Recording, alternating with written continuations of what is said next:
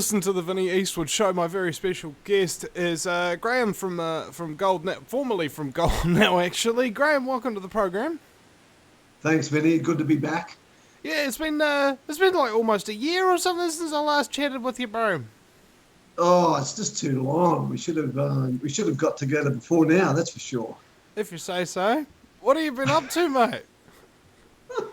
I see that you're looking a hell of a lot healthier than I saw you last time, mate. You got like really good skin, and you appear to have lost a significant amount of weight and stuff. What's going on, man? Yeah, Vinny. I've discovered that being fat and ugly is not a good look for anybody. You understand what I'm talking about? Yeah. So. Oh my God! We just offended all the fat, ugly people that listen to the show. Okay. There's no fat, ugly people surely that listen to the show. Oh my goodness. Well, we can never be too sure. Yeah, I lost a lot of weight using stem cell nutrition. I'm very happy about it. I'm not happy about having closed down GoldNow, though. Let me tell you, I'm not happy about that. I'm extremely happy about Edward Snowden, and I'm not so happy about the fact that I've now realised I've been spied on for the last dozen years, and I'm still not sure exactly what I do on the internet is private or what isn't private. I have no clue. I don't know. Here's the assumption. Okay, you've heard of Project Echelon, right? Yes. Yeah. Okay, so you know. If you know about Project Echelon, you know that everything you do is surveilled. Everything. Every text message, every email, every Facebook post, everything. Every form of electronic communication taken automatically without a warrant and stored in data somewhere, red flag for analysis. And if they've got some kind of special interest in you because you expose scumbaggery or refuse to get a slave job or something like that, then they keep a little file on you. So you know, now you don't have to worry. You know you're being surveilled. You don't have to be confused about it anymore. Do you know what? That's the most healthy attitude I think you can take. I think everybody's got to assume that they're being surveilled, and that's the way it is now. And the good news about that is that you can do things, and you can plan things, and you can make things, and you can generate things, and you can sort your life out in such a way to minimise that surveillance on you. So it's kind of like all the fear has gone out of it, and anybody that's in any way dodgy or in any way kind of, fraudulent, dodgy, or doing something just very bad, then they know they're going to get caught sooner or later. But I think it depends on what government, what side of the government they're on at the time. I don't know. It doesn't seem to work with normal people. Normal people are out there. They're nice people, like you and me. We're nice people, aren't we, Vinny? We're very nice people. So the issue is that you're a bit of a stirrer. I mean, I'm a stirrer too, but the thing is, the difference between me and you is I publish everything that I do, so it doesn't really matter whether or not they spy on me because they could just watch my YouTube channel like everybody else, bro.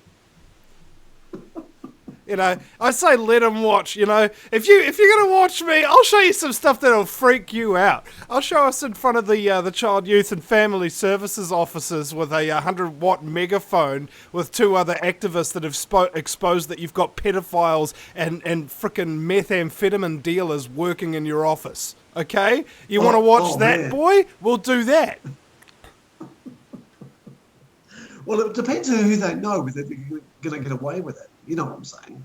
If they're on the right side of the tracks, they're going to get away with it. And if they're not, they won't. And that's the bottom line, But I'm very happy in a way that I now know what Edward Snowden told me. And I just assume everything's being tracked. And it's a sad thing that for me, though, that I felt like I had my ways and methods and things that I did that, I thought, I wasn't doing anything wrong, by the way.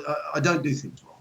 But, I was doing things in such a way that I thought that I was private. I now realise that, I was just joking myself and just completely, what was I thinking?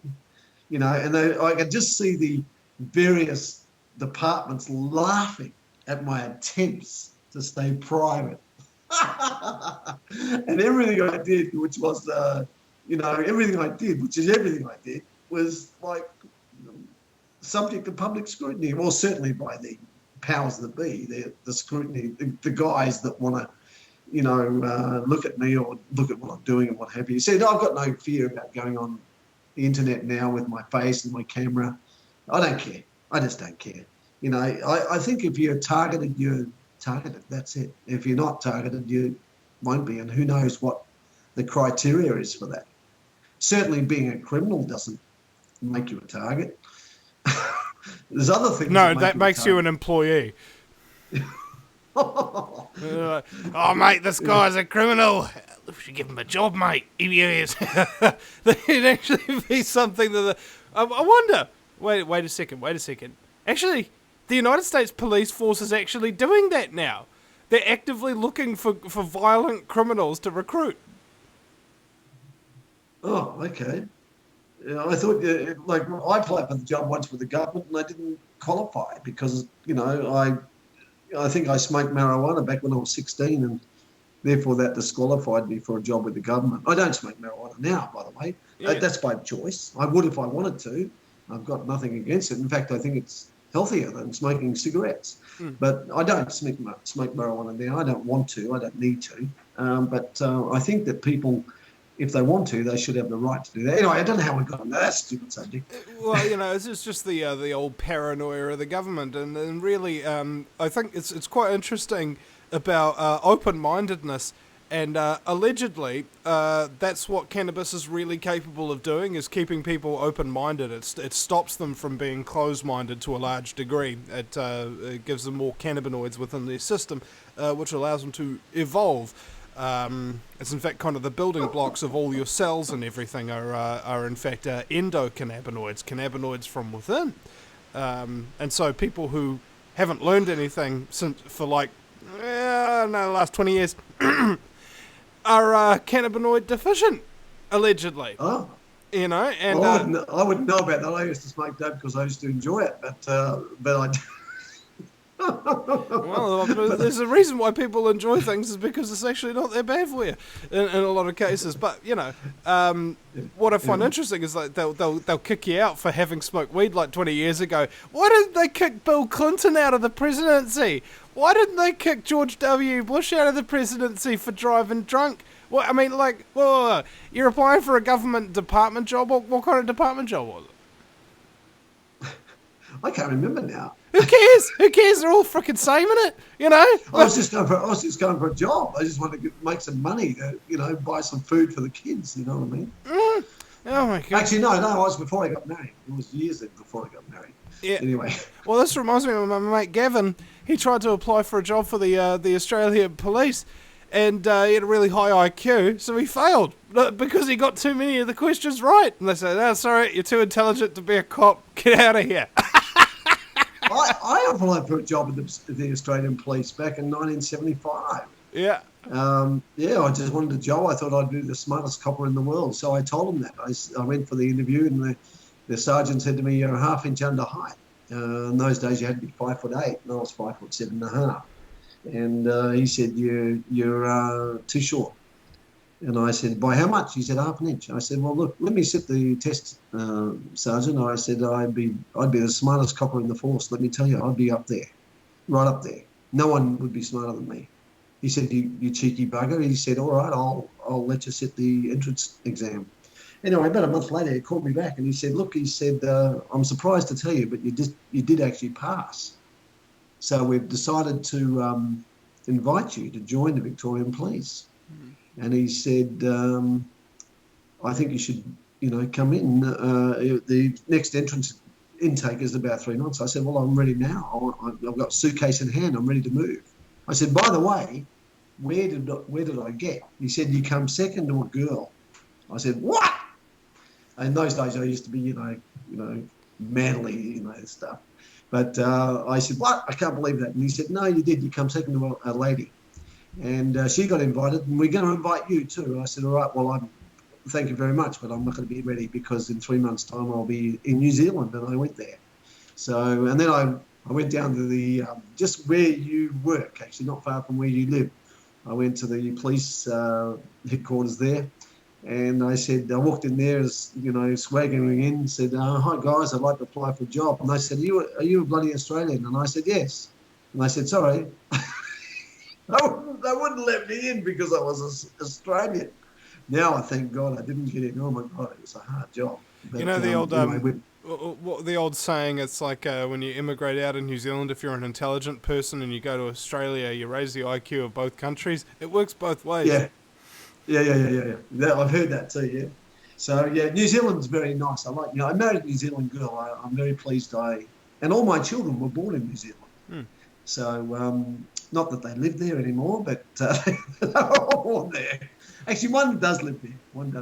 Yeah, well, New Zealand's kind of like Waiheke Island, where I grew up.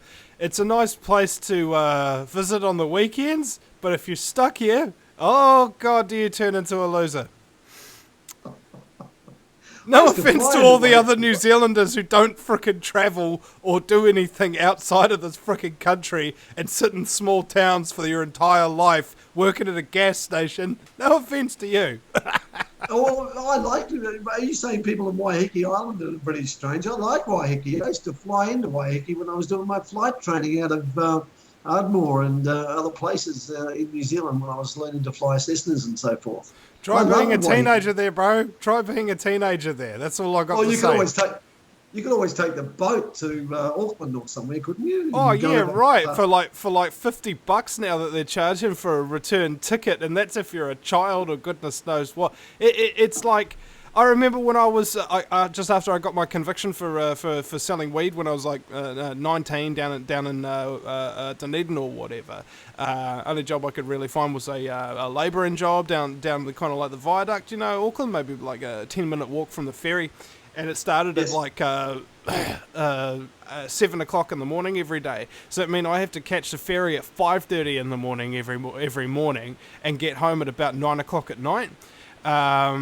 So I got about maybe 2 hours to myself before I had to go to bed and then get up and do it all over again.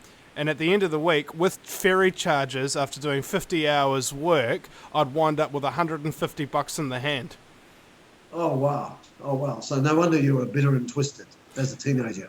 No. This was after I finished kind of my first year of university. This is in my when I was 20, and during a teenager, just doing high school at Waiheke. Man, it's just, I don't know. Maybe that's just high school in general.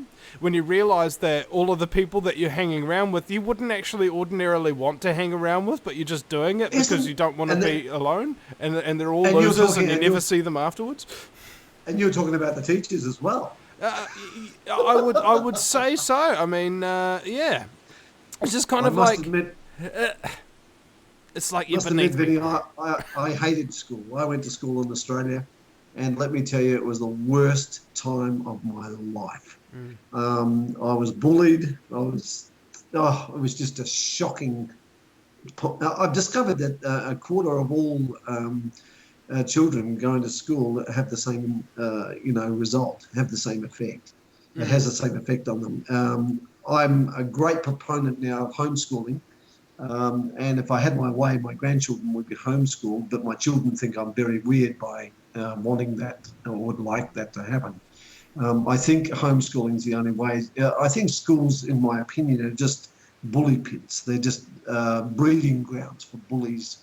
And I'm talking about teachers as well as students. I really had a bad time when I was at school. I was voted most likely to fail in life at, would you believe, when I left the class. And I felt like a failure, and I was a failure. Because of the fact that it was just a horrible, horrible scenario. I now realise it wasn't me that was the problem. It was the stupid school system that was the problem. But it took me 40 years. You failed at being a loser, you failed at being stupid, and you failed at being a slave. You unsuccessful bastard, you. I haven't been employable for about 20 years as a result. I haven't been employable for 6 years, I've I can see that. I can see why. You're a rebel.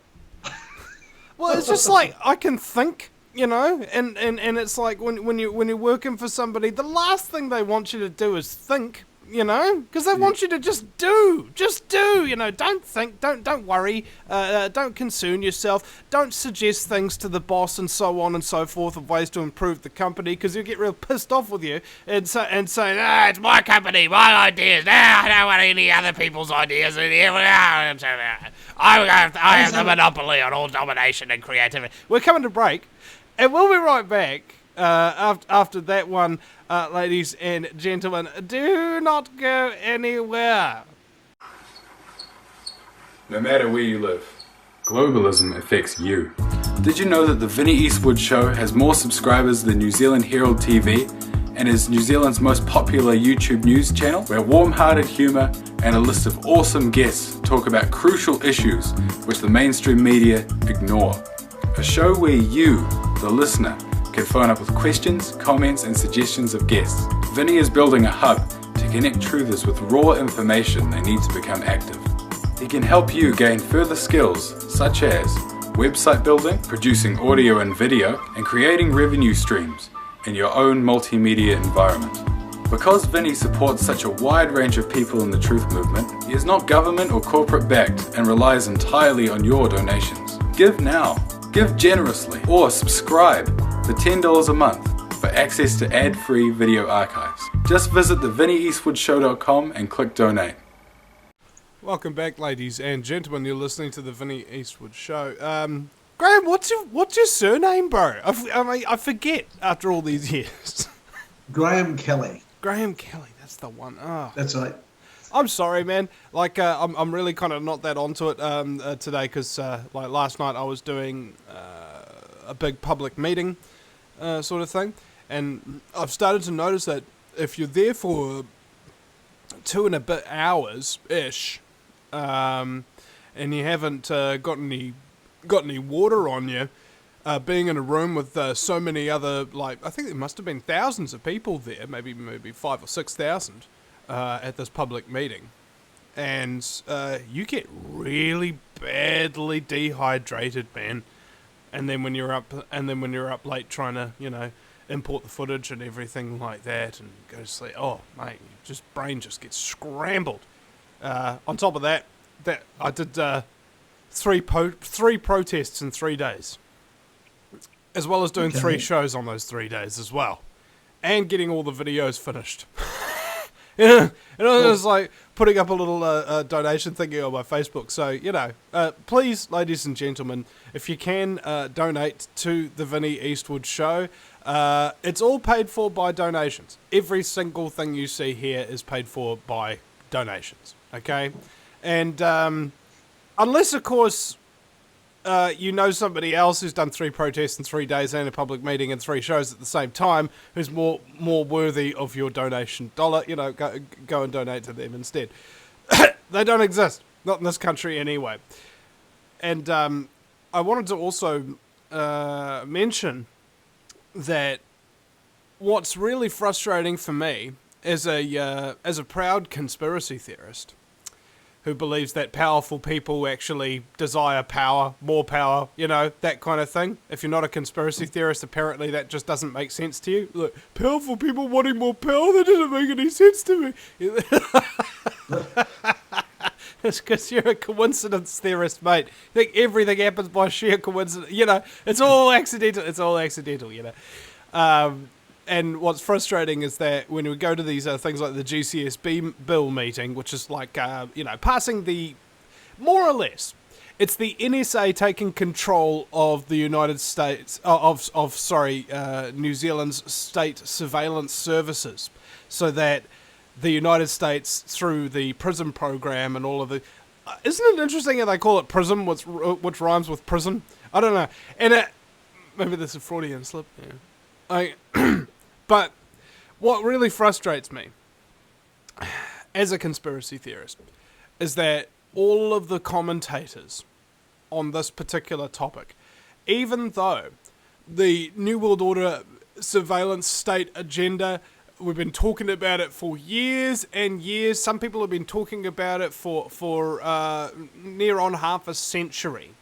It is now so bleedingly obvious in your face that it's part of the New World Order agenda, and not a single fracking one of these commentators even mentions the words New World Order or tries to tie it into the global scheme of bringing about a one world government, one world surveillance state, one world scumbaggery dark age that will last forever.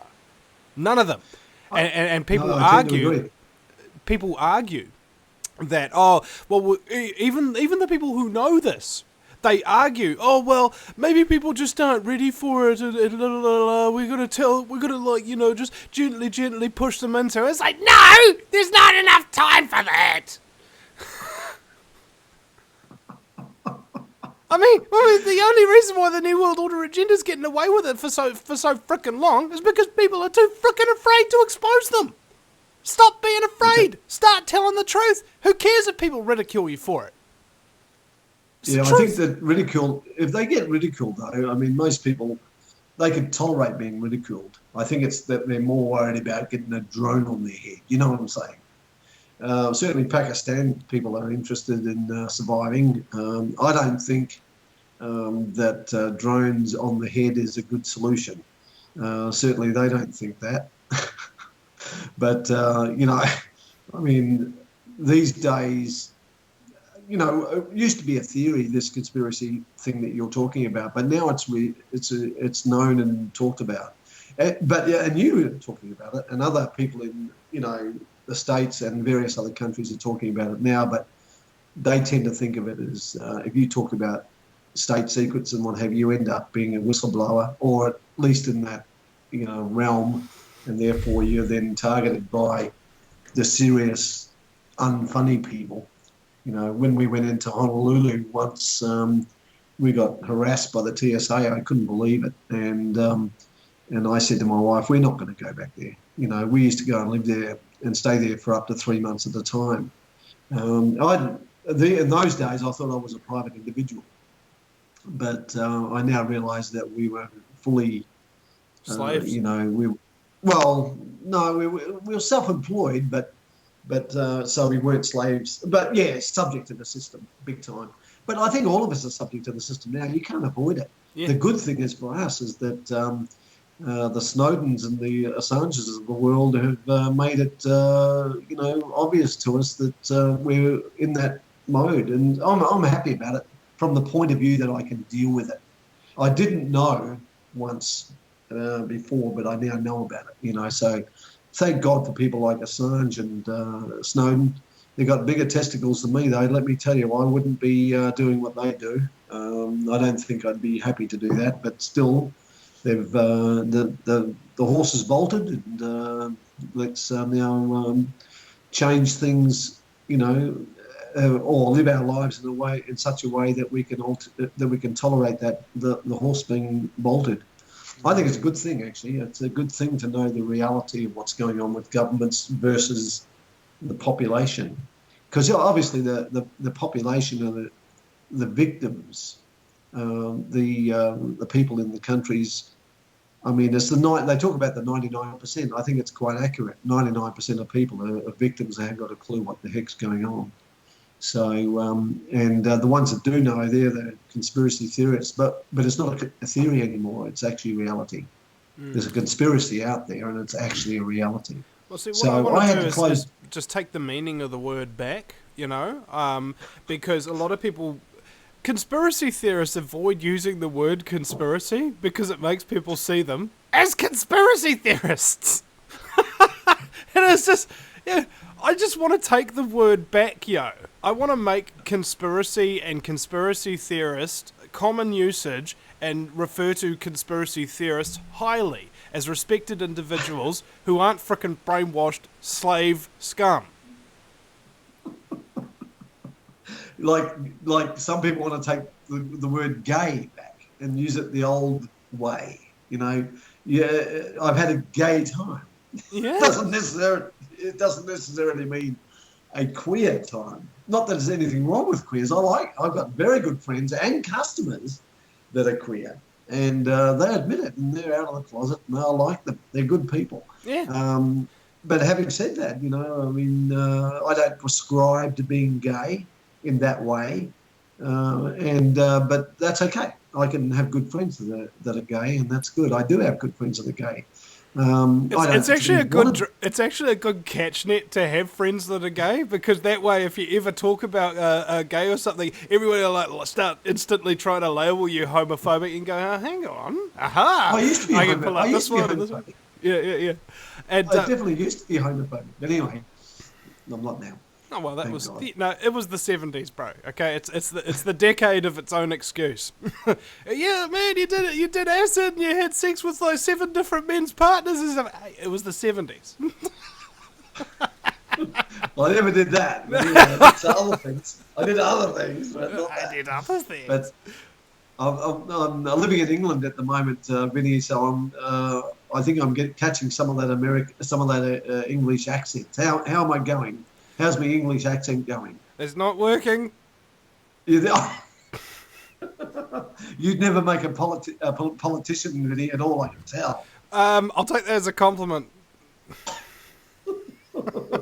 You're supposed to say, "Oh, you're doing well." I can be diplomatic if I want to be. It's like this is another thing that's very interesting. I had a man named Tara O'Khan, very great speaker, knows a lot about technology and waste removal and things like that. Spoke at the Monsanto March. Right. And he says he supports me and he's going to start donating, even though he doesn't agree with the kind of yelling and screaming sort of thing that I do. And what's interesting is that since that Monsanto march, I've had a spoke to Lisa Eyre, who was the leader of it, and I've stopped doing all the yelling and screaming and that kind of thing, and started dressing up in suits and things like that, and trying to look a bit more respectable and acceptable to the general slave population. And what what occurred to me is that this is actually the way to get through to people. People don't respond quite as well to somebody who's, angry and raging all the time. They respond to somebody who already fits into their willfully accepted paradigm, somebody who looks acceptable and speaks with, reverence and calm and cool with information and stuff like that. And, you have a look at these last videos that I've put up from the protests that I've been to, you see a very different Vinny Eastwood. Right. And I think it's been much more effective too. It's very interesting. One of the things that I had to do is close down GoldNow, digital currency exchange, gold-based currency. The reason for that is that I had to, with these new laws, I had to basically dob in my customers and tell the American government about their specific and each and every transaction. So yeah, exactly. And the other problem I had to report to 16 different agencies, and they didn't have a facility where I could have a drop point. In other words, let's say Vinny East would come onto my website and bought $100 worth of gold, digital currency. And if you lived in the States, or even if you didn't live in the States, but you were an American person, you were born in America, you had an American passport, I had to then report your activity to the 16 different government departments, but I had to report each and every one of your transactions to every one of those 16 departments. So it was, frankly, I couldn't afford it. I couldn't afford to run my business anymore because, to toe the line and tell them, those 16 departments, that you were buying digital gold currency, how much for what your intended purchase of it was for, or a whole range of, and if I didn't do that, I would then become a target for the American /banking system. And we've been targeted for many years. We had GoldNow running for 14 years, and it was a successful business until the banks started closing my bank accounts in the 30 countries we were doing business. So, but there's always a way around that because bankers are stupid, and politicians are even dumber. The end result was we kept the bank accounts in those 30 countries, but they kept continually changing the rules and changing the rules and changing the rules until eventually I can't deal with Americans, whether they live in America or whether they don't live in America. So the end result was it was half about business, and we had to make a decision. Okay, and I don't want to tell any government about any of my customers. The other thing I particularly got annoyed about was one of the new rules that they had was that we had to start collecting tax in advance on their transactions. So, and this is one of the problems I had with the VAT type taxes and GST type taxes, is that if I was in business in one of the GST or VAT countries, I had to then collect that tax and give it to the government. And they made it a law that I had to collect that money for them. So I didn't want to do that. I didn't want to be a tax collector. And, well, more specifically, I didn't want to be a tax collector and not get paid for it. I've got to be honest here. If they'd paid me good money, I would have considered doing it. But, because, you got to put, you got to have bread on the table and you got to keep the wolf from the door. So I tended to anyway, the upshot of it is I stopped doing business with Americans. That was half my business gone.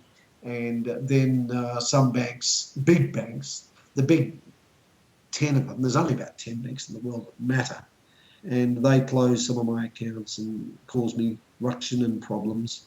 And then I had the various governments interact into my life, and I thought it's just not worth it anymore. I'm not going to do that anymore. So my $500,000 a month business turned into nothing eventually. How innovative is that? Yeah, I think that's the problem, and everybody's rights been taken off them. In fact, the only people who've been granted rights recently have been gay rights. Isn't that interesting? Everybody else gets their rights taken off them.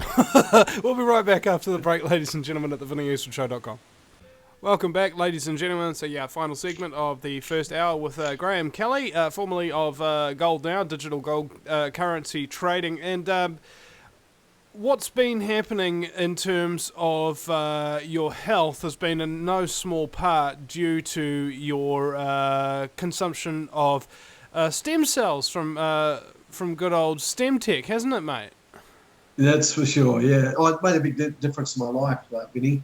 A bit surprising, really. I got called by a doctor one day, and he told me about this stuff. And he said to me, look, your health's going to improve by taking it. And I didn't believe him. I thought he was a bit of a snake oil salesman from New Zealand. You know what they're like in New Zealand. And anyway, he said to me, look, so, hang on, Vinny, you're a New Zealander, aren't you? Well, you know what they're like. Anyway, he told me about this stuff, and I didn't believe him. I thought he was a bit of a nutcase, and so I avoided him for about 7 months. Anyway, after 7 months, he rang me back and he said, are you avoiding me? I said, yes, you're a snake oil salesman. You're preying on sick people, and you should be ashamed of yourself. And he said, I'm a doctor. That's my job, to follow people who are unwell. He said, That's quite funny. You're a snake oil salesman. You're preying on sick people. I'm a doctor. That's my job.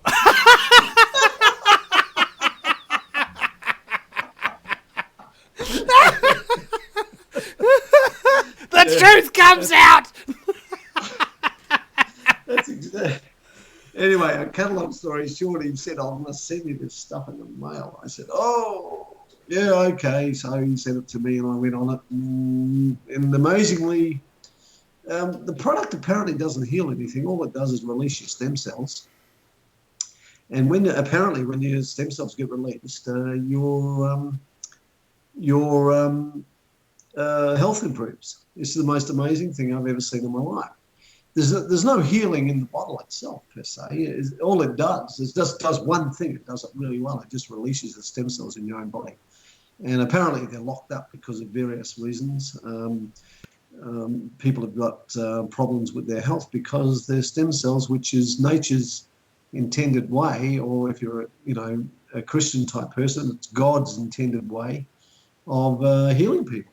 and I didn't know any of this stuff. All I knew I was a bit sick, and I had a whole range of problems, and so did she, who must be obeyed. Anyway, she after she saw my results, and she said, "Look, I'll try them too." So we're both on the stem cell nutrition product, and in addition to that,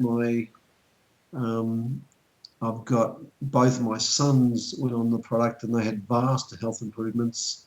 My granddaughter had huge improvements, like stunningly effective improvements. And I've now got 1,900 customers around the world in about 30 countries.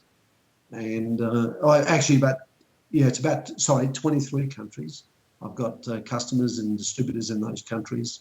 And they're all the majority of whom got their health back. So it's an amazing, amazing story. To tell you the truth, Vinny, I gave up my digital gold currency business, and I'm now full-time in my stem cell nutrition business. And we've gone to the UK. We're currently in England. And let me tell you, there's 60 million sick people in this country, and I find them every day. So I'm actually out there hunting for sick people. Yeah. And I find them everywhere, and we get them on stem cell nutrition, and they amazingly, because of their stem cells now being activated, they amazingly got better health. And I talk to a bunch of people every day. Most people don't believe me, but there's those crazy ones, they do believe me. About one in 10 believes me, and they go on the product, and sure enough, their health improves massively. So we're having a massive impact in the UK. We've had a big impact in Australia and New Zealand. So we've left. But that's how it works. I mean, it's just the most amazing thing. It's truth to tell, I didn't believe the doctor guy when he told me about it. I thought he was just a nutcase. I said, "You've been smoking too much of that green stuff, haven't you?" And he just laughed. He said, "No," he said, I've I've only smoked enough. Yeah. So, I'm a doctor. It's my job to chase sick people. So, he was a great guy, and I like him very much. I really much appreciate him now because, him and his brother work with me, and our teams of people in New Zealand, Australia, and now America and England and Ireland and Bulgaria and Pakistan, and we've got customers everywhere in India and Japan and everywhere. And they've got nothing but better health. So it's just the most amazing product. I'm quite gobsmacked about the whole thing still, even after 3 years. And of course, no mainstream medicine company or hospital or anything like that is using this or prescribing it or anything like that, is it? No, although having said that, I've got a local doctor in the UK. She went on actually more specifically, she gave it to her husband, and he recovered from his illnesses, and all of the illnesses, not just one of them. So she's said, "Look, sign me up, but I want to provide some of this stuff." So she's a doctor in the UK. Obviously, name won't be mentioned. She's one of those radicals, doctors now, obviously. My husband recovered. But I've got 6 other doctors that are customers as well in Australia. Funnily enough, they all had high blood pressure, and they all don't have it now.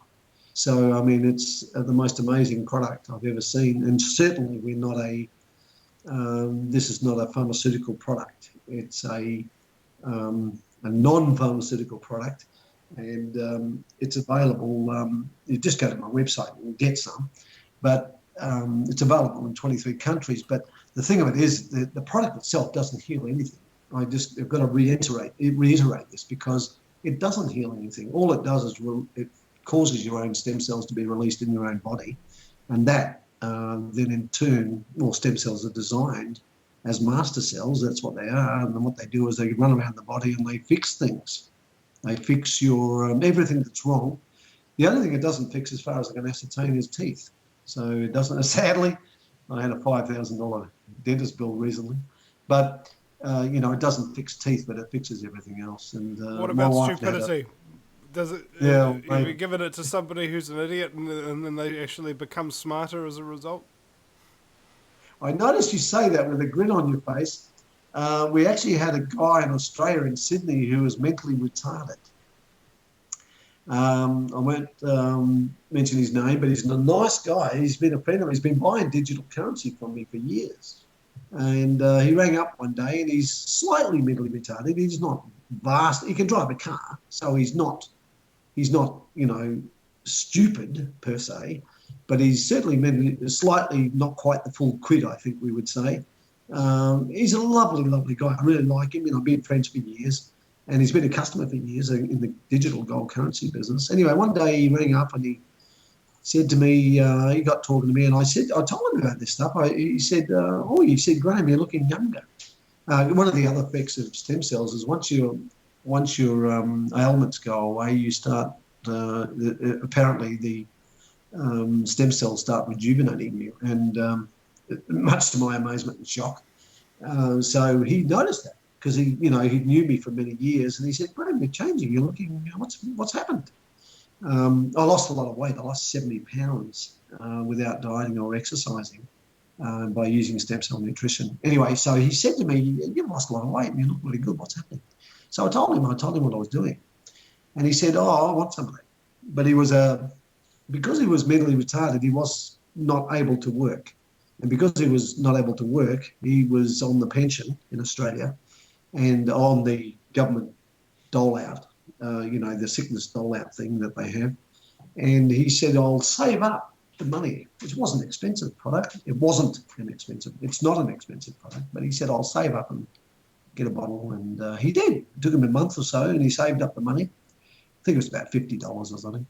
And he rang me one day and said, I got the money. And I forgot about the conversation. And I said, what do you want to do with it? He said, I want some of that stuff, that stem cell stuff. I said, all right. So wow, cool. I got another customer. So he went on to the product. And would you believe, and it's hard to believe, but he actually recovered from his mental retardation. That was the most amazing thing I ever seen. He actually became a normal person. He rang me one day and he said, I've got my brain back. And I didn't pick up what he meant. He said, I've got my brain back. I'm not stupid anymore. He said, I can think now and I'm asking all the right questions. So he rang me one day and he said, I went to the local church and he said, I had two girls invite me to go out with them for coffee. He said, do you think I should take them out at the same time? I said, obviously stem cells are not working in that area. No, don't take them out at the same time. Take them out one at a time. But because he was able to hold a conversation, he actually recovered his brain, I guess.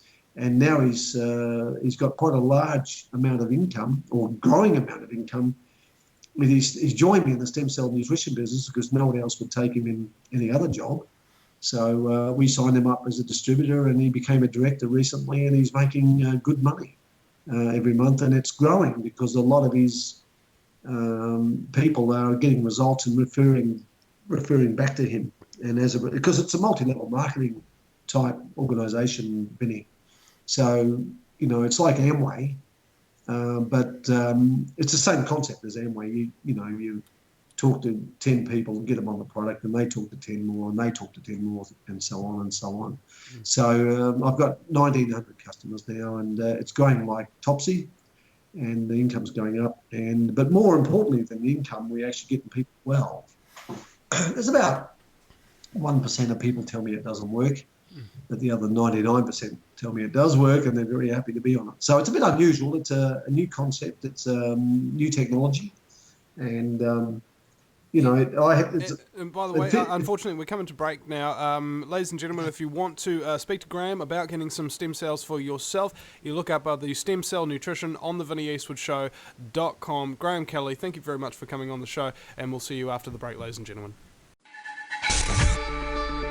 If you take an active interest in maintaining the optimum health and well-being of yourself and your family, the New Zealand Journal of Natural Medicine is the magazine you've been waiting for. Having taken Australia and New Zealand by storm, the New Zealand Journal of Natural Medicine is now available in the UK and Europe. Visit www.nznaturalmed.co.uk or call 01626 337 531 to order your copy now.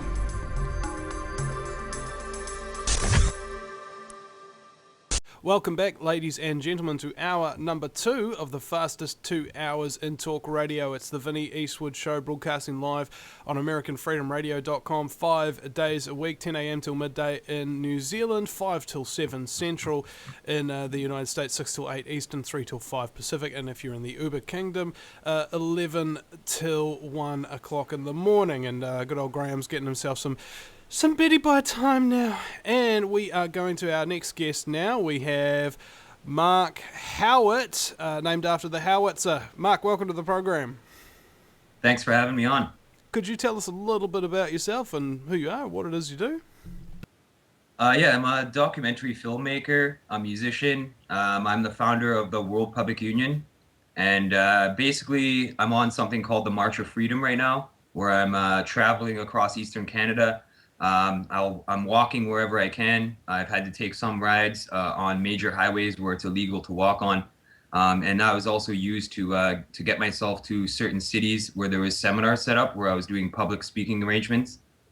So I did have to get rides around the highway, but I'm almost done that stretch now. When I get to Montreal, I'll be walking from Montreal to the east coast of Canada, to the ocean. And I've talked to thousands and thousands of Canadians, countless Canadians. And I've also been talking with people around the world online for many years now about the problems that we face.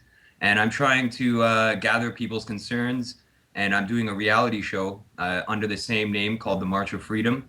And I've documented tons of videos, tons of conversations, interviews, just the experience that I've been through. And I've got a lot of people's concerns. And it seems like a lot of them are common. You know what I mean? A lot of people have common problems. They know what's wrong with the world, and the problems that people are saying that they know about are pretty much similar. So that's a good sign, right? And do you have a website there? Yes, the website is worldpublicunion.org. That's the only website I have going right now. And I am looking for other people to help with that website, to contribute news articles and stuff like that. So it's very hard to do it all on my own, and especially while I'm away from home, not on the internet a lot and stuff. So yeah, we I remember we had a bit of a conversation on Facebook about trying to get you on to some Wi-Fi so you could actually do this interview, and it appears that you're incredibly busy. And indeed, one of my listeners recommended you to come on the show because he feels that you're doing one of the most important things for Canadian sovereignty that anybody's really ever done. And can I ask, what motivated you to get out there, be the documentary filmmaker, and actually start this organization? Well, the World Public Union started in 2011. It was in between a couple documentaries I made. I came up with the idea, and that was essentially to give the power back to the people, to give the voice back to the people, because politicians and corporations and banks are not listening to the people. They're serving their own agendas. They're doing their own things that do not benefit the public. And when people do gather around the world, even locally, their voices aren't heard. They're falling on deaf ears, and their concerns are not being addressed. So the World Public Union was a way for a group to start locally in the community, so that there is a group of people that are essentially going to keep the government in check when they do pass laws and legislation that don't benefit other people. Then there would be a group locally of activists and like-minded individuals that could actually do something about it and share resources and work together to make a positive difference locally. And then the World Public Union also works together globally. So all these communities, when there is groups there, they can share ideas, strategies, tactics that they've used to benefit their concerns, essentially. What's your stance on taxation? Taxation. Well, there's a lot of problems in the world, and all of it seems to boil down to money. That's one thing I've noticed, and a lot of people say that on this journey. They say, "I wish I had enough money to pay my rent this month. I wish I had enough money where I didn't have to work 2 jobs to support my family. I wish I didn't have to pay my taxes this month because the taxes are shorting me out." You know, there's a lot of people that are concerned about money issues, monetary issues, And to me, taxes are just a way to get more money out of the people. I know that some of the tax money is used for municipal and community programs like fixing roads and such things like that are necessary for the community. However, we don't really get records of where this money is going. They usually keep that stuff secret, withheld from the public. You're meant to pay your taxes. And if you did the math, there's billions and billions and billions of dollars that are taken from the people through taxation. And that's what I feel about taxation and money altogether. I think money is the root of all evil. Money is the problems that's causing divisions around the world. There's people starving in third world countries, and there really shouldn't even be a third world country. That term shouldn't even exist. But if one person along this journey brought this to my attention, if there is a third world country, then what is a first world and second world country? Like, it really boggles the mind that there is such division in the world, despite the year that we're living in and the technologies we have and the communication we have. There's the internet, which connects us globally, where ideas are shared very quickly, and it's unbelievable that people have to fight. For example, March Against Monsanto. Millions around the world gathered on a single day to protest genetically modified foods, and they're still creating genetically modified foods. So that is absolute proof that they're not listening to the people's voice. Yeah, indeed. You know, I led the march for Monsanto down here in New Zealand. I mean, the organisers were just like, okay, we've had our speeches. And it's raining, so let's disband. And a whole bunch of people came up to me and said, Vinny, you know, we came here to march. Can you lead us? And it's like, well, yeah. and it's just like Yeah, a lot of people seem to need a leader, right? They seem to think that they need a leader, which is also boggling my mind, because we should be our own leaders. I think we should take responsibility for ourselves and our own actions, and that's really going to help. Once people get over that I need a leader mentality, I think people will take control themselves, and we'll see a big difference. Well, it does help if you're the only one with a 100-watt megaphone. Yes. Yeah. Your voice would definitely be louder than others with that technology. Well, it was actually, that was where I came up with the Monsanto opera. He was like, Monsanto, you suck, bro. And we had a lot of fun. And it was what you were interesting what you were saying there about, people wish they had more money for this. They wish they didn't have to do two jobs. They wish. And that reminds me of a movie called The Island. And one of the clones says, what's God? And he goes, well, when you close your eyes and you want something, you wish for it, God's the guy who ignores you. Yeah, well, a lot of people do pray. A lot of people think that God's going to save them. And if they think that, they keep thinking about with that mentality, it's the same thing as putting your responsibilities on a leader. You're expecting somebody to save you without doing anything yourself, and that's not how the world works. I know that if I'm going to walk across the street, that takes my decision to move my legs to get me across the street. God's not going to get me there, and that's what we have to realize. Like, I don't find there's anything wrong with religious or believing in God or believing in a creator or a higher spirit or anything like that. To each their own. But there comes a point where you do have to take responsibility for your own actions and realize that the choices you make today reflect the actions that will be seen tomorrow. So, Speaking of which, I had a concept about what the new taxation scheme should be, and I was asking people, have you ever been asked to pay your taxes voluntarily? No. So it's forced, right? And so if you're 100% taxed, you know that you're a slave. But what percentage of forced taxation does it take before you think that you're not a slave? And I was like, okay, well, here's a good taxation system, at least I think. A checklist. So you send people a sheet, and it has like a whole bunch of boxes to tick about what they want their tax money to go on. So you'd have everything on there, healthcare, roading, foreign wars, government limousines, military, militarized police, tasers, mace, etc. And people could just tick what they want their tax money to go through. And I think that if you actually sent that out there, most of the things that we don't like in society surprisingly enough, won't get any funding anymore, and so they'll just disappear. Yeah. Well, we don't have that option actually. They tax us and they use the money for whatever purposes they feel necessary. And oftentimes it doesn't benefit the people. It benefits corporations who are fracking, who are taking the oil, who are taking minerals out of the earth so that they can make profits off what we need to survive. And essentially we're working, the money funnels up into a pyramid. The people on the bottom are the ones working, and all that money that we're making and all the resources that we're taking and our jobs and all that stuff funnels to the top of the pyramid. So you have to, it just funnels itself up to the top, to the round table group that's at the top, because we all know there is one. Just look at the Bilderbergers, look at the CFR. There is groups out there that do exist that are designed to shape world policy and decide what's right for us as human beings. And I find a big problem with that. I have a big problem with that personally. And the scary thing is a lot of people think that the Bilderbergers are a hamburger brand. You know, they don't know who they are. They don't know that there is a roundtable group of powerful individuals who are the tops of corporations and media and government.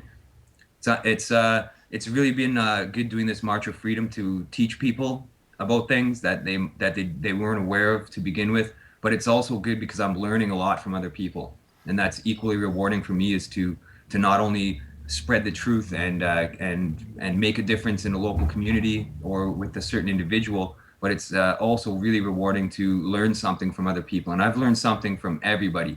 It doesn't matter who they are. They could have no job. They could be a labor unions worker, all different kinds of people that are teaching me different things just from their perspectives. And I find that's really really good on this journey where I'm actually out there physically in the public talking to people from all different kinds of communities. I've definitely learned a lot, which is good. It must be. It must be quite empowering. Well, I just feel like it's the right thing to do.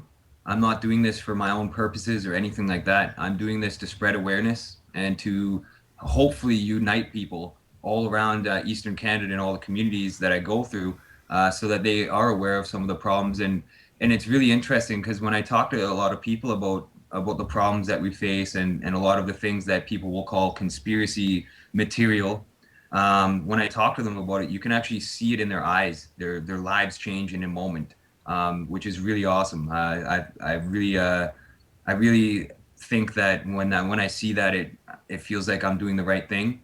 And I've seen it, like their eyes just change. They're like, whoa, like they never thought of life that way, or they never thought of it that way before. So it's the perspective thing, I think. Once they hear a different perspective that they can relate to, it can hopefully give them a bit of topic and subject matter to go home and think about when they get home, and then they would spread that information to their relatives, to their friends, to the people at work when they go to work. So it's that kind of thing, I think, that's really making a difference in what I'm doing, and it makes it all worthwhile. So now, I've seen a number of videos from. Can you turn your speakers down just a little bit there? A little bit of feedback. I've seen a number of videos that have been posted online, and even things like, say, Jay Leno or whatever, where they go around, they ask very, very, very simple questions just off of random people in the street to measure how dumb they are, and sure enough, the stupidity levels are just off the frickin' scale. And when you watch it, it's two things at the same time. It's really funny to see how stupid people are, but it's also really depressing because you realize what a deep ignorance hole society has gotten itself into. Which is why I applaud what you're doing, is because you're not going around trying to prove that everybody's an idiot. You're actually going around and unwittingly proving that there's so many intelligent people out there from which you, even though you know a lot, can still learn off. Oh, absolutely. I think I try not to use the word sheep because that's a common term that people like to throw around, sheeple. I don't think it's their fault. I think it's the media's fault for not covering these topics and not telling people what's going on. That's the bottom line right there. You have the media being controlled by the government and the corporations, and they're choosing what the people can hear on their news. And a lot of times it's negative, depressing news. And it certainly has nothing to do with problem solving. It's always discussing the problems, but there's no solutions. They don't offer the solutions. They don't even bother to think about it or debate it or discuss it even. And that's, I think, where a lot of people are getting lost, and where someone might say somebody else is stupid or something like that because they're not educated enough on these issues, and that I believe has to do with the media. Definitely, Yeah. the media needs to start doing the right thing. So if you're in media and you're listening to this and you're watching, please do the right thing. Please start telling people about what's going on, and stop protecting governments and corporations and serve the people, because that's, you are people too. You're working a job, and is your job really worth it? Like, that's what I have to ask them. Are you really doing your job, or are you doing somebody else's job, or following somebody else's agenda? So it's great that there's independent media like you guys out there covering these topics so that people can get a chance to learn what's going on, and hopefully make contacts, connections, and work together and find sources for information on these important subjects.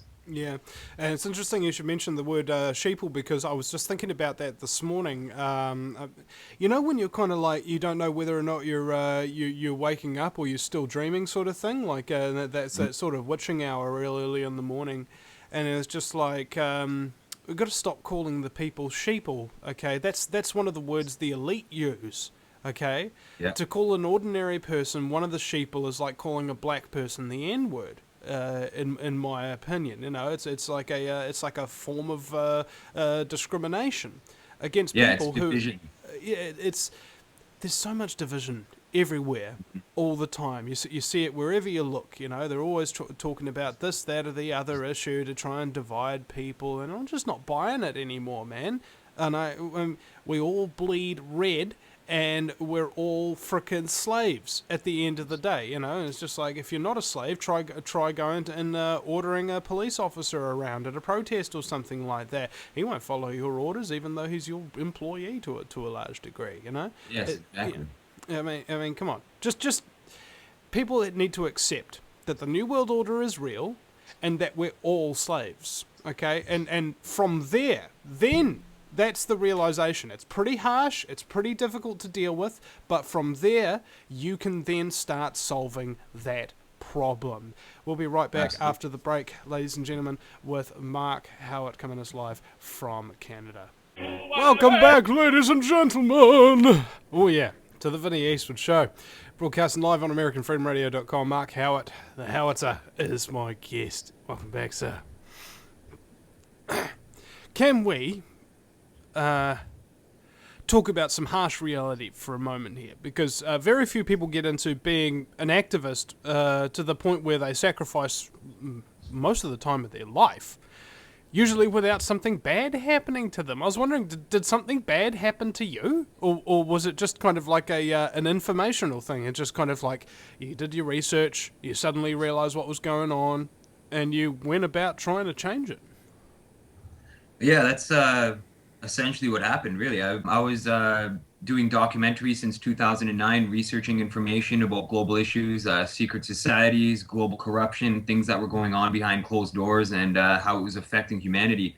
And I was digging deeper and deeper, and I was going deeper into the rabbit hole as a result. And I was learning about all sorts of things. Then I got involved, after I was researching and making the documentaries, I got involved locally, doing local activism. When the Occupy movement started, I was actually the person who started the online group to get everybody together for Occupy Sudbury. But after I started that, I kind of backed out of there. I took myself off administration to get other people in there. I did that because I knew that they would probably target me or have me on a list or something like that if I was doing that stuff. But then also March Against Monsanto, I was heavily involved with the local events there, and assembling people and getting a good movement going there in my own community. So I was doing activism and stuff like that.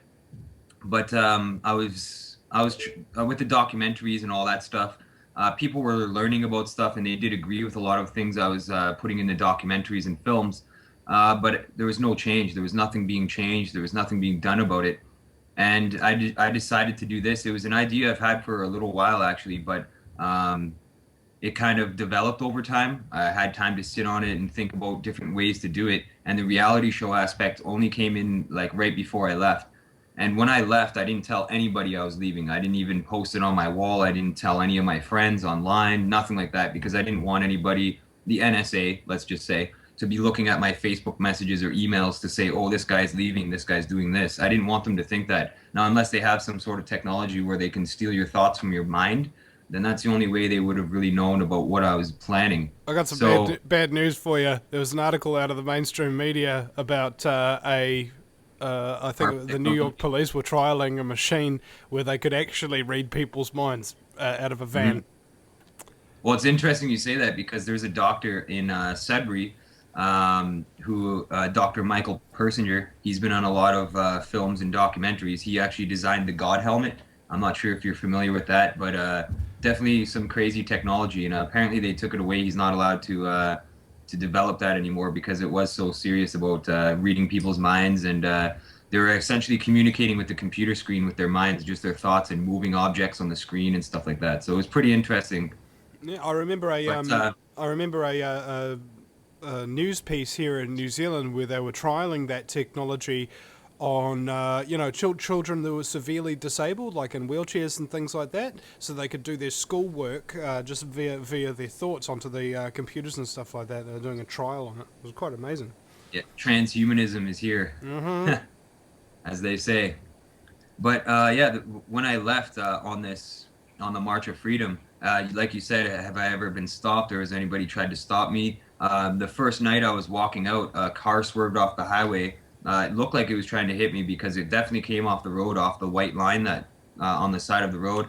I seen it veer off, and I heard the tires hitting the rocks on the shoulder of the highway. And when it got past me, it swerved back on the road and kept going. So that was the first time. But other than that, there was also my Facebook account got taken down for about a week. That was right before I got to North Bay, I believe, or it was in North Bay when it happened. I can't recall exactly right now, but I didn't even do anything. I was I wasn't even mass posting or sending out tons of messages or anything like that. I simply added an administrator to a World Public Union in California because he was interested in becoming an administrator. So when you add an administrator to a group on Facebook, you have to type in your password and all that. And instantly I got a message saying that I was hacked and that my account was removed because for my own safety. And I was trying to get on, but the security protocols that they have where you have to guess people's pictures on there, they were showing cartoon images. They weren't showing real faces. I've documented it all on video. I have the whole experience on video because it is a reality show, and I try to document as much of it as I can. So that was pretty discouraging when they took my Facebook down because I wasn't able to connect with people that I would be going to see, or I couldn't line anything up. I couldn't send messages back to my family. I was lucky that I did start a backup Facebook profile prior to this. So I was using that, but I only had a couple hundred contacts on there. So there was definitely it was definitely pretty hard to get through that. But I eventually did get through the security protocols and got my account back. And I haven't had any problems online since that I've noticed. But other than that, I'm just talking with people sometimes in the streets. You upset some people. They don't want to hear the truth. They have an agenda. They're part of that gatekeeper society, I guess you could call them. They're part of the local infrastructure that's keeping the control of the people. And one lady was going to hit me with a cane when she was arguing with me that there's no female Freemasons. And I told her to look up Order of the Eastern Star if she didn't believe me. And she refused to accept the truth that there are female Freemasons out there. So she was going to hit me with her cane as a result. And I told her if she wanted to hit me with her cane, she could go ahead. It's her own, if that's what she felt right to do, then go ahead. But before that, she was talking about God and religion and stuff. So, I mean, if she really was religious and really did have God in her heart, she wouldn't be wanting to hit somebody with a cane because he was trying to educate her on something. Maybe she was a Canaanite. Yeah. Maybe. You never know, right? But it's interesting, too, just going back to what you said earlier about slaves, how we're all slaves and stuff like that. A lot of people don't believe it. They think that we are free. But if you look back at history to Sumerian time, Canaanites, Babylon, Egypt, all these civilizations had kings and rulers ruling over the people. And the first kings list was documented as the Sumerian king list that could be found in, I believe it's the British Museum. And that's the oldest documented king list where there is a ruler over top of a community ruling, commanding people around. And the people were the blue collar workers, the people that were keeping that community up They were holding it up. They were doing the work to make sure that the community was continuing, and all of this under the leadership of a king or a ruler. And if you take a look at today's day and age, it seems very similar. We have politicians now who are supposed to be our representatives because they're representing our ideas and our voices, but we don't have that. They're not listening to the people. They want to continue the pyramid scheme. They want to continue their control over humanity and keep us as slaves. When we're born, our birth certificates have a number on that. That number puts us in the system. It allows us to have health care if needed. It allows us to get a bank account. It allows us to work, to get a social insurance number or security number, depending where you live. So all these systems are designed to keep us down, to keep us contained within the matrix. Yeah, and not to mention, apparently, if you look up that shipping number on the birth certificate on the New York Stock Exchange, you'll find out how much you're worth. Yeah, I heard. It's called being livestock. Yeah, living stock. You're right. You know, And we this are is a living farm. stock. Yeah, human farm, human herd, as they call it. We've been herded like cattle, really, and while some parts of the world do have freedom and they do have, they do have the enjoyment of going out without having to worry about being shelled or bombed or killed by a military or a corrupt government. Like in Canada here, we are doing okay in that aspect. We don't have to worry about tanks in the streets and stuff like that, which is good. But at the same time, we're not really free. If we were truly free, then from birth we wouldn't be put into this system, and we would have access to the basic fundamentals of human rights, really. And if you look at the United Nations Charter of Human Rights, I just actually interviewed on this journey somebody who worked for the United Nations. She was in Toronto, and after I did the interview with her, it was about a 36-minute interview. She told me to destroy the interview. She doesn't want me to publish it. She doesn't want me getting the information out to the people. And that's what I'm dealing with here. A lot of people don't want to be on video to talk about these things. A lot of people that I have talked to, like doctors and teachers, they are willing to come forward, but they realize that their security from their job or the connections they have with the society are at risk just by talking to me about this stuff. Let me see if I got this straight. I have information that shows that we're all slaves and that we're all going to be exterminated by a ruthless, criminal, sociopathic, scumbaggery world government. But please don't share that information. Please don't tell people about it. I know. Because I know that I'm going to get exterminated, but I want to keep my job until that happens. Where's your priorities, yo? I think if everybody blew the whistle, I think we'd be in a better place, because once one starts, it's a domino effect. We're all going to be aware of what's going on, and that's what it's going to take. Whether you're working for the government or you're working for a bank or you're working for a corporation, we need to come forward with the truth about this stuff in order to advance as a civilization. We need to evolve, and the way the governments and corporations have it now is we're not evolving. There's a wall that's been put up, and we can't get past that wall. We can't evolve any higher than what we are now, what some people would call peons or sheep or cattle.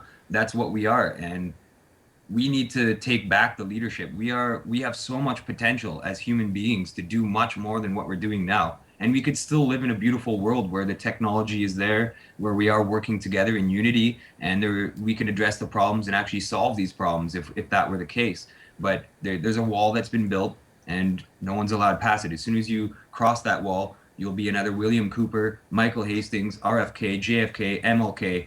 All those names come to mind when I think about people who have stood up for human rights and were destroyed as a result of that, because these people do not want their secrets being released to the public. They do not want us coming together and working together, which is why they've smashed the mind of the human brain.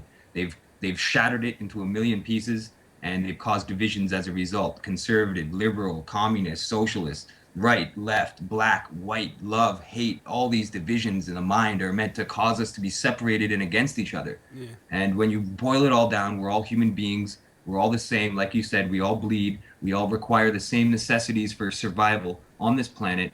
But when your mind has been shattered like that, you look at other people like they're a threat or they're an enemy, when really we're our own enemies, really, if that's the way it's going to be. Our own decisions and our own thoughts and our own actions essentially is going to be what does cause the division. And if you realize this and you do work together with other people, the division won't be there. It will be unity. We are all one.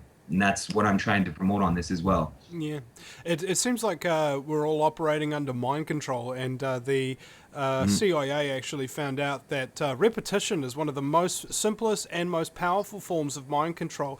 So if you want to use mind control against the New World Order agenda, speak the truth, and speak it frequently and thoroughly all the frickin' time, and constantly reference the New World Order, constantly reference the debt-based slavery system. It's only once we are willing to say the truth as often as we possibly can that the system will be exposed. I mean, the Edward Snowdens and the Bradley Mannings of this world, they said something once, and look at what effect it has. And then they get punished extraordinarily largely for doing so, and imagine what effect that has on anybody else who might want to come out and speak the truth too. Yeah, that's what's happening.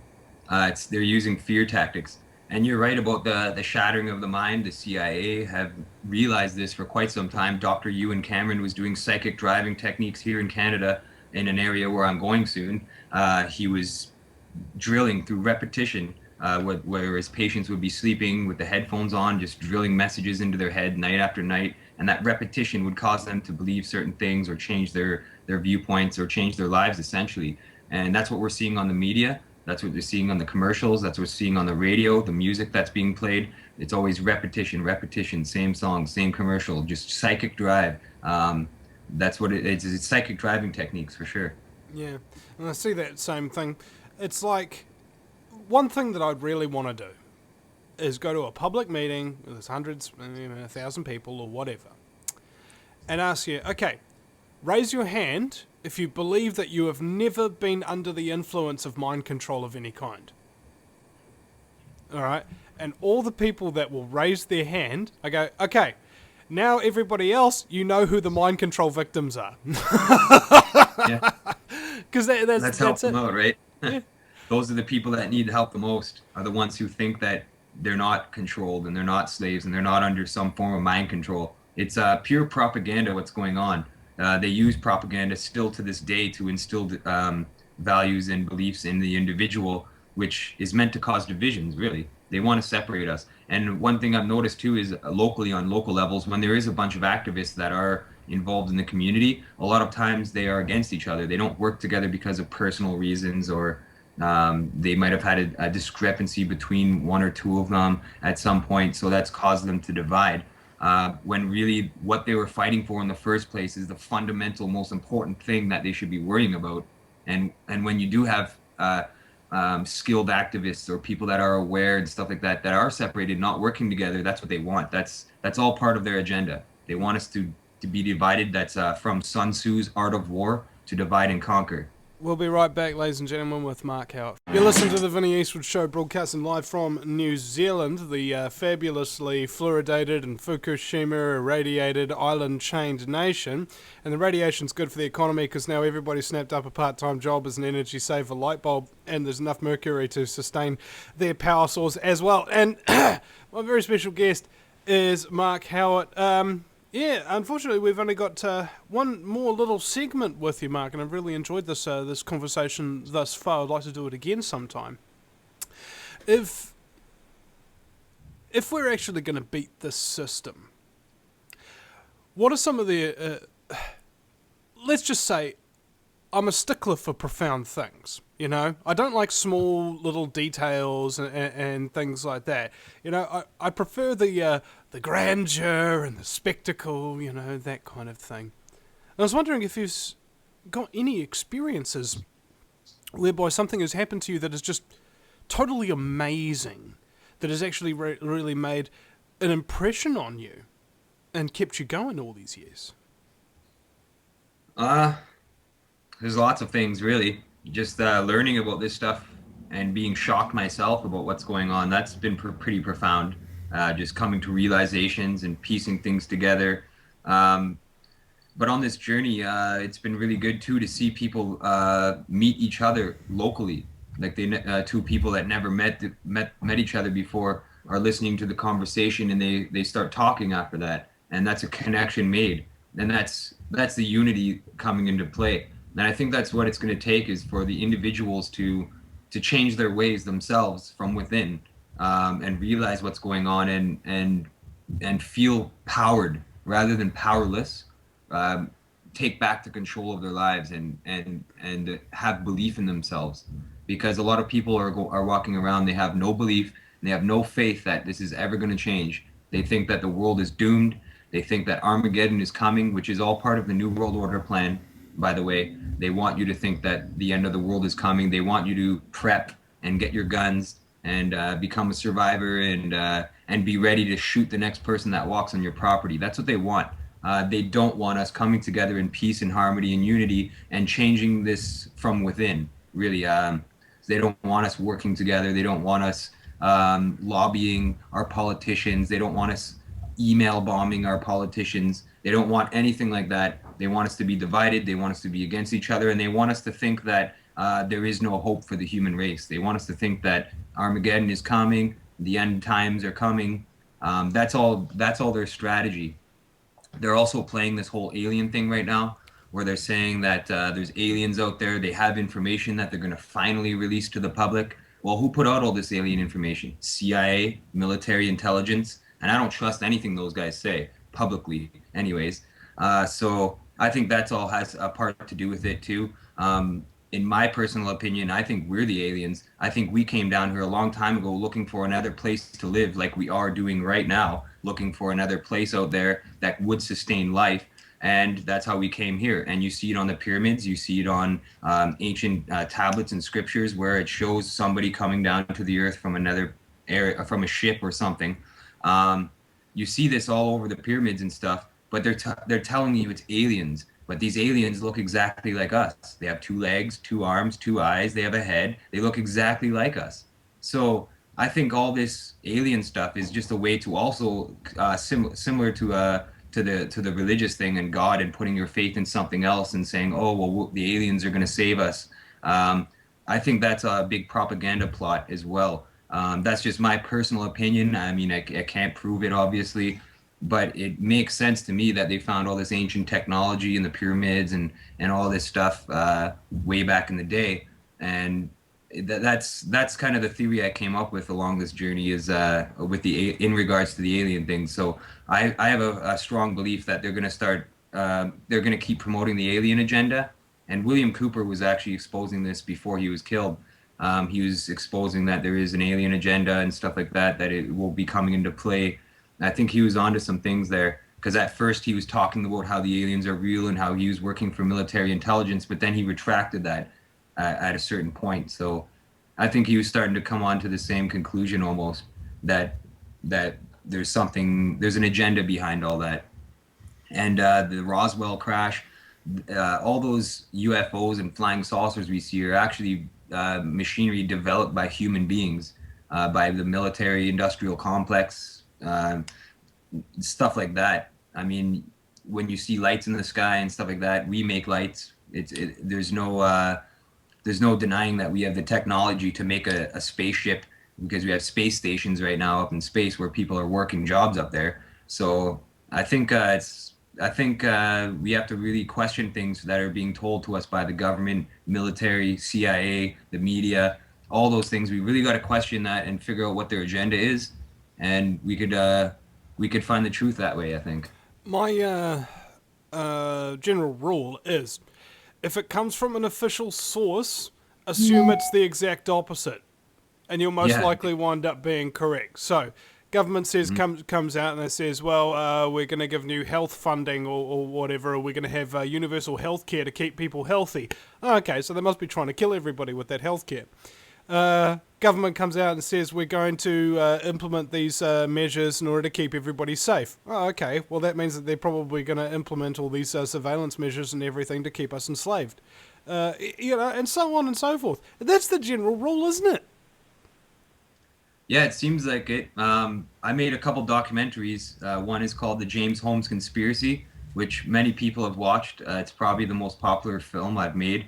I also made Sandy Hook, the documentary. And what happened there was when I seen those things happen, when I seen those events happen, I was on the internet and trying to save as many of the news reports as I could from early on. Because once a story like that breaks, the media just flocks to the source to try to get the scoop, to try to get the first story, to try to make a breakthrough on the case or on the story.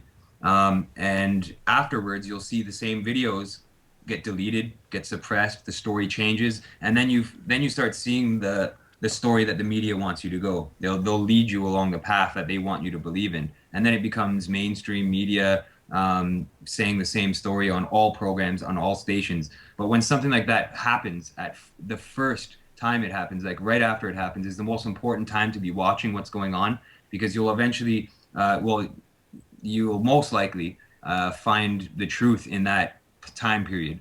Because afterwards, it's like you said, they change the story, or they tell you what they want you to know about it. And that's you have Project Mockingbird from the CIA, where they've infiltrated the media. You got Anderson Cooper, who was trained and bred by the CIA, working on CNN right now, who's telling everybody what's going on, and they're trying to deal with more taboo issues like the cannabis episode. I've been told about it along this journey, that they recently discussed cannabinoids curing cancer and other illnesses. I mean, that's cool that they're talking about that. They do have an agenda there, and I don't think they actually said that it cures it or it absolutely cures it or anything, but we all know, if you've watched Rick Simpson's Run from the Cure, or you've watched Cancer, The Forbidden Cures, that documentary with Renee Case, Huxley therapy, Gerson treatment, there is tons of cures out there for these diseases, but they're holding them back so that they can hold these fundraisers like the Run for the Cure, cancer, breast cancer awareness. All this stuff is massive income being generated for the medical industry and whoever's putting on these programs. So they have the cures, but they're not giving it to us because they want us to be sick. They want to make profits from that, and that's what I see happening. Mark, you just reminded me, in the springtime in New Zealand, we have all these daffodils sprouting up all over the place, and the Cancer Society of New Zealand has this day that they call Daffodil Day, where they've got all these volunteers out there giving people daffodils in exchange for donations, which they give to the major medical pharmaceutical companies who just promote chemotherapy, which has a 97% death rate. Yep. I want to go absolutely. out on Daffodil Day and start talking to these collectors and just say, do you know what part of a plan and scheme that you're actually in? And see what their reactions are, get it all on camera. Because that's a good idea. We really got to push back against this this cancer industry, and let people know that it really is an industry, and it's not designed to heal you. It's designed to kill you, and more importantly, drain any wealth that you manage to accumulate during your life. Absolutely, that's what's going on, and I'm aware of it. You're aware of it. A lot of people are becoming more aware of this, which is good, because that's what it's going to take, is awareness, so that we can address these issues. We have a sick care system. It's not a healthcare system. They only care if you're sick, and they can't cure themselves out of business, which is what's happening. If they did release the cure, they would go out of business, and they don't want that. It's a massive industry. Cancer alone is a massive industry. I mean, I've talked to lots of people on this journey so far that have cured themselves of cancer using cannabinoids and other alternative, changing their diets, stuff like that. They just massive turnaround rate when that happens. Once you learn the truth, the truth will set you free, and that's what I think is really important here, is the truth. Just knowing about the propaganda and knowing about all the fuzziness and the static that they're throwing your way to dismantle your thoughts or whatever they're trying to do there. The truth is always the most important thing, and you got to look at people that are actually curing themselves or that have cured themselves, the success stories, because you're right, the chemotherapy and the surgery and all these old methods of getting rid of cancer are outdated. We do have cures for these illnesses, and they should be released to the public, because we're not going to get better if they're not going to release the cure. And another thing is cannabis is illegal in most parts of the world. So if you get caught with marijuana, you get arrested, essentially, which is pretty sad that this amazing miracle plant is being suppressed all over the world because they know, and they've known all along that it cures this stuff. They don't want you to know about it. They don't want to tell you about it.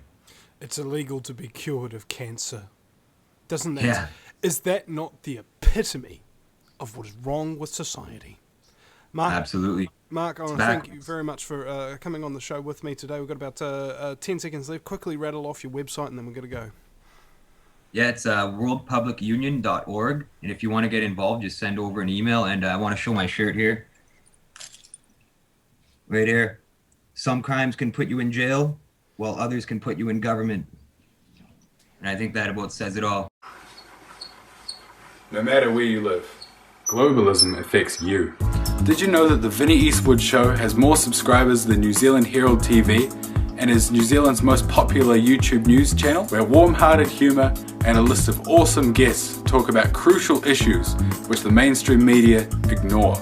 A show where you, the listener, can phone up with questions, comments and suggestions of guests. Vinny is building a hub to connect truthers with raw information they need to become active. He can help you gain further skills such as website building, producing audio and video, and creating revenue streams in your own multimedia environment. Because Vinny supports such a wide range of people in the truth movement, he is not government or corporate backed and relies entirely on your donations. Give now, give generously, or subscribe for $10 a month for access to ad-free video archives. Just visit thevinnyeastwoodshow.com and click donate.